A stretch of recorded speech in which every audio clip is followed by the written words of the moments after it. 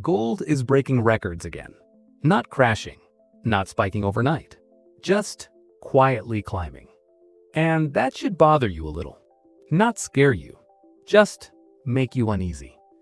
Because gold doesn't move like a meme stock. It doesn't care about hype. It doesn't get excited. It doesn't trend because of vibes.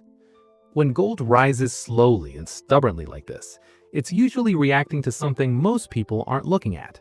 Something structural, something boring, something dangerous.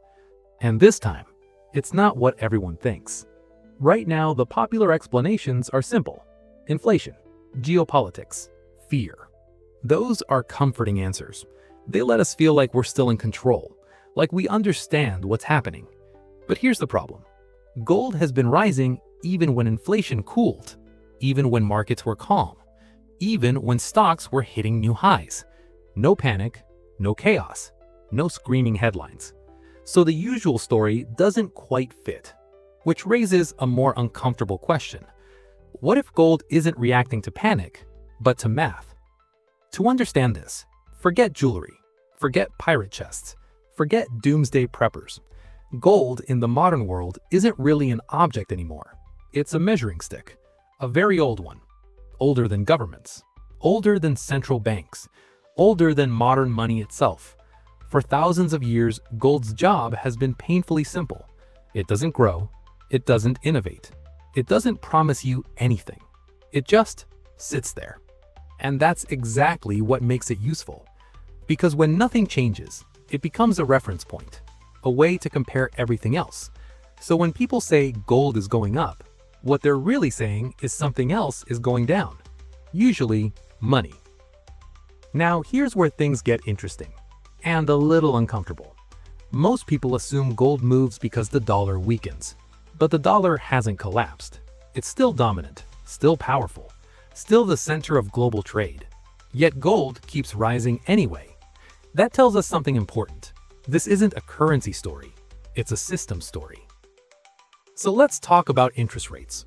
Central banks raised rates aggressively to fight inflation. That was the plan. Higher rates make borrowing expensive, spending slows, prices cool. Clean, logical, responsible. And on paper, it worked. Inflation numbers came down. Victory, right? Not quite. Because those higher rates did something else at the same time. They quietly rewrote the math of global debt. Governments didn't stop borrowing. They couldn't. They just rolled old debt into new debt at much higher rates. Imagine refinancing your mortgage every year, with worse terms, with no option to stop. Forever. That's basically what's happening. The United States alone carries tens of trillions in debt. Every single percentage point increase in rates adds hundreds of billions in interest costs. Not someday, not theoretically, every year. That money doesn't build roads. It doesn't improve schools. It doesn't fund innovation. It just pays for yesterday. And here's the quiet problem no one likes to say out loud. High rates can't stay high forever. Not because politicians lack discipline, not because central bankers are weak, but because the math eventually breaks. So markets start playing a strange psychological game.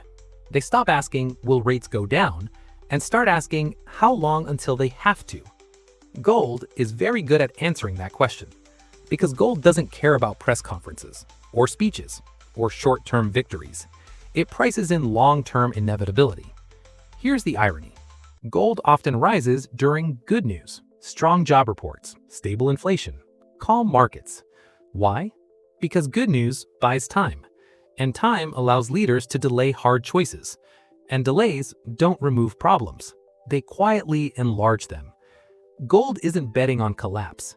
It's betting on erosion, slow dilution, quiet compromises, small decisions made again and again and again.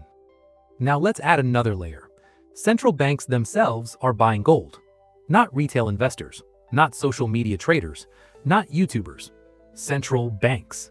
Countries like China, Russia, Turkey, and others have been steadily increasing their gold reserves. That's not trendy behavior. That's defensive behavior. Central banks don't chase returns. They prepare for stress.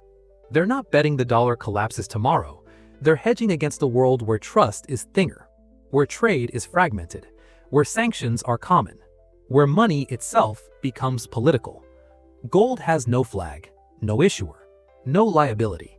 It doesn't freeze, it doesn't default, it doesn't care who's in charge. That makes it boring, and boring is exactly what institutions want when the system feels fragile.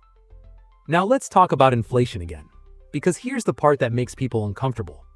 Official inflation numbers measure prices, not stability. They tell you how fast things are changing, not whether the system is balanced. You can have low inflation and still be building pressure underneath. Think of a dam. The water level looks fine. No alarms, no flooding, but small cracks are forming. Gold reacts to the cracks, not the water level. That's why gold can rise when inflation falls. Why gold can rise when stocks rise. Why gold can rise when fear isn't obvious. It's not reacting to headlines. It's reacting to constraints. Debt, demographics, geopolitics, and the shrinking room policymakers have left to maneuver. Now let's add another layer.